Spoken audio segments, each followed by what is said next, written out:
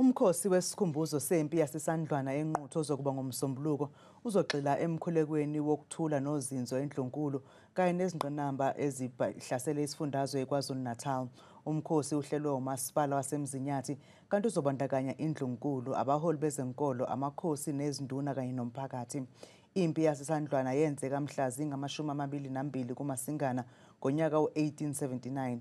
Sixoxisane nemeya yaseMzinyathi ethe bayakujabulela ukuthi Ingonyama esebuza Zwelithini Bhekuzulu yahlonza intaba Isandlwana njengendawo engcwele.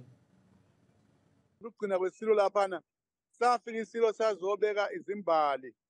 Sihamba-ke namabutho amangisi, sipheze umntwana kwaphinda angena abantwana basendlunkulu namakhosi.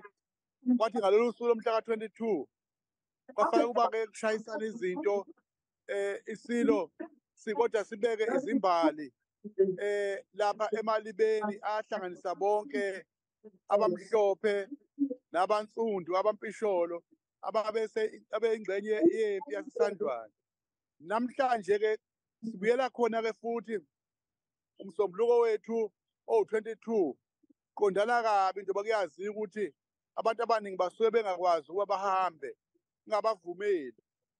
Asecela uhulumeni endlunkulu ukuthi lihlehla lolu suku lube ngomhla ka-27 ngoMgqibelo esiya kuwo. Kodwa ngabona ukuthi cha, ngeke sihlale singenzile into sisonga izandla ngoba lolu suku isilo sanqamba phela lathi kuyoba usuku lomkhuleko, ukuba kube khona ukubuyisana kwendlunkulu.